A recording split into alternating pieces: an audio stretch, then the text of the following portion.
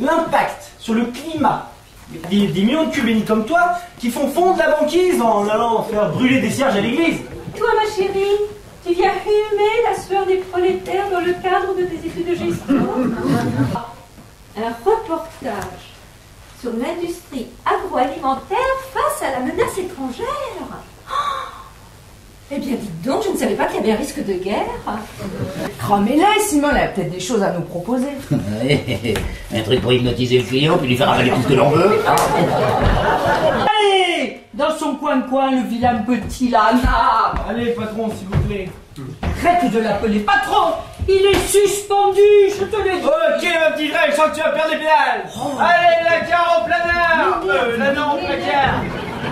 Et puis il y a aussi Julien, le délégué syndical qui va revenir ce soir. Un syndiqué, un vrai. Oh, mais comme c'est excitant. Je veux bien, mais alors, que la traînée s'en aille, hein. Hop. Qu'est-ce que j'entends? Je ne voudrais pas faire de remarques désobligeantes, mais il me semble que fut un temps. Vous auriez bien aimé que je fusse une traînée, hein? Mais là, dites donc, qu'est-ce que vous affinez par là? Si vous ne voulez pas que j'ai une petite conversation avec Madame Lana. Non, mais qu'est-ce que vous insinuez là? Qu'est-ce que Madame Torchu va s'imaginer là? Ruchot. Ouais, Truchot, c'est pareil, hein? Elle va en parler dans son reportage, elle va parler de harcèlement sexuel, qui sait, hein? Où est-ce que vous avez la tête? Mais sur les épaules, monsieur Lana. Et je suis chargée de vous empêcher de prendre la poudre d'escampette. Alors j'y suis et j'y reste. A réaliser ses premières conserves à partir de bêtes mortes de maladie. Oh l'autre! Mort de maladie! Mort prématurément, hein? De toute façon, on les a envoyés en Algérie, alors eux, ils feront pour la différence. Hein. Les Allemands ont perdu la guerre. C'est un peu grâce à votre famille, parce que vous leur avez empoisonné la vie. Mais voilà, enfin, quelqu'un qui me comprend! Ah! Mais c'est qu'on a eu des ennuis à la Libération, hein? On les a traités de collaborateurs, hein? Seulement, ce qu'on oublie de dire, c'est que, en vendant de la viande avariée aux Allemands, ben nous étions aux côtés de la résistance. Je dirais même en première ligne, hein. Pas comme certains qui pour un oui, pour un non se réfugiaient dans le maquis, là. Hein? Non. Hein? Et en plus, on prenait de l'argent à l'ennemi. Non, mais mon grand-père s'en est jamais remis, hein. Il en est mort. 30 ans plus tard, mort de chagrin, de son île au bas les masses, là. Ah ben enfin quelqu'un qui comprend. Mais qu'est-ce que vous voulez? Maintenant les gens veulent tout. Ils veulent que ça soit bon pour la santé, ils veulent que ça ait de goût, et en plus que ça soit pas cher. Oh, c'est pas marqué Père Noël non plus, là, oh. Ils n'ont peut-être pas les moyens de s'offrir des produits plus onéreux. Oh, mais attendez, là, ils ont qu'à pas être pauvres non plus. Vous êtes chef d'atelier de cette usine? Ah, ben, un peu, oui, hein. 40 ans de boîte. Oui. De boîte, de conserve. C'est un jeu de mots. Je suis capable de reconnaître l'origine d'un porc rien qu'à sa couleur. D'ailleurs, un porc qui est rose comme vous, là, eh ben, je sais tout de suite qu'il vient du nord de la Bretagne, hein. Raté, je suis de Nantes. Elle leur fait des super prix. Et nous, on bosse pour des clopinettes. Ah, je le crois pas. Mais non. Mais je vais le réduire en bouillie, moi, le primate, là. Ah, ben quand on parle. C'est fermé, monsieur. Ah, mais je viens pour le contrôle fiscal.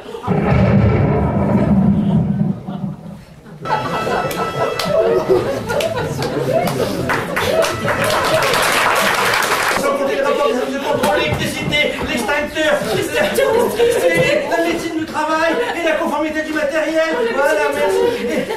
Et puis là, vous n'oubliez pas non plus les relevés de banque, les... Ah, la saucisse, c'est fragile, c'est délicat, ça éclate facilement pendant la mise en boîte. Oh, c'est le cauchemar des conserveries. Ouais. C'est que moi, je ne voyais pas la saucisse comme quelque chose de délicat et fragile, hein. Ah, mais l'idée m'est venue en regardant une publicité contre le sida à la télé. Le sida, la saucisse, ça, je vois pas très bien le rap, non. Ah, mais vous utilisez des préservatifs, vous, monsieur Marouille. Oh. C'est une jolie petite vinette. Alors, un sandwich au caviar, un autre au homard, et puis une bouteille de champagne. Tu aimes tant cela le soir, lorsque tu rentres à la maison, après avoir durement gagné ta vie à la sueur de ton front. Plus qu'à disparaître. Mais non, ma biche, enfin, nous plaisantions, tu le sais bien. Mais oui, maman, nous t'aimons comme tu es. Ah, mais voyez bien que je suis une idiote. Je ne comprends rien à la plaisanterie. Ça fait des années que vous me traînez comme un boulet et que je vous fais honte.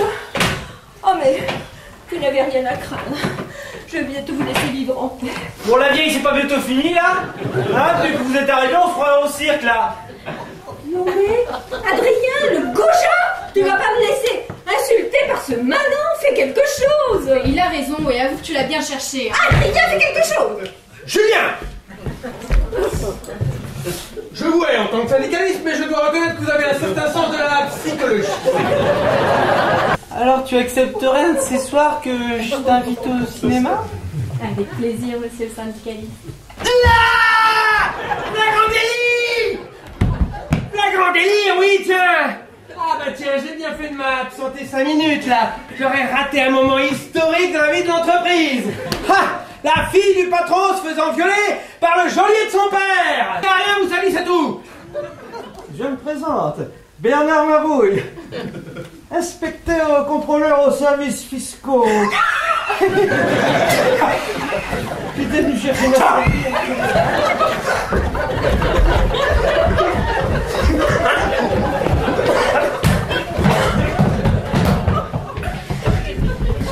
Mabouille! Mais vous parliez de moi, il me semble. Dites-moi, vous êtes sûr qu'il a bien 3 étoiles, l'hôtel de votre beau-frère? Ah bah un peu, oui, et puis quand même que c'est le seul de la région, hein. Ah oui, parce que voyez-vous, alors entre la chasse d'eau qui n'a pas arrêté de fuir de toute la nuit, le matelas qui était dur comme une planche à clous, et puis alors le bruit de la circulation, et puis alors la femme de chambre qui rentre quand je sortais de la douche.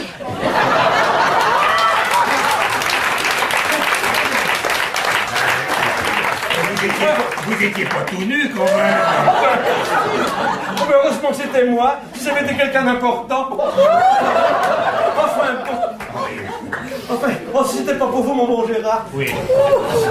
J'en parlerai à mon beau-frère. Et lequel celui du service vétérinaire, l'inspecteur du travail, ou alors le policier? Mais non, l'autre, la répression des fraudes. Mais t'es trop cool, Simone, c'est ton côté cato à tout pardonner. Je te dis qu'elle est folle, elle est complètement pétée de la cafetière. Quoi? Vous avez pété votre cafetière? Un contrôle fiscal. Quelle horreur! Et mon mari m'a expliqué ce que c'était, un de ses amis en a eu un le mois dernier, et c'est une véritable calamité! Mais comment pouvez-vous faire des choses pareilles? Vous avez eu des traumatismes dans l'enfance? Vos parents vous battaient? Le curé de la paroisse était... Alors, oh, votre chronique sur l'évolution du cours du jus de betterave. Oh, Turcassin, oh, mais quelle jouissance! Mon Dieu, ma couille, vous me faites rouler! Marouille, madame, marouille. Oh, mais vous savez, même ma couille dans votre bouche.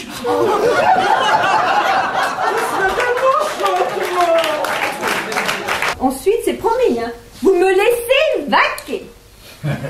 À mon avis, elle va plutôt aller au WC dans le bureau de son mari. Hein. Oh, mauvaise langue! Elle va pas aussi mauvaise que le pâté. Hein. Qu'est-ce que c'est fort? Vous n'auriez pas quelque chose à voir? Non, la gauche en feu. Un petit verre de vin de pays, madame Lamar. Ça vous va bien? Bah non, parce que déjà, il y a eu le champagne. Ah oui, j'avoue, vous connaissez bien la règle des 3 P. Du pain, du pâté, du pinard. Vous faites couler un petit peu de vin de pays pour faire passer tout ça? Voilà, c'est très bien, Simone, c'est très bien. Ah, puis il a la même chose pour Juliette aussi.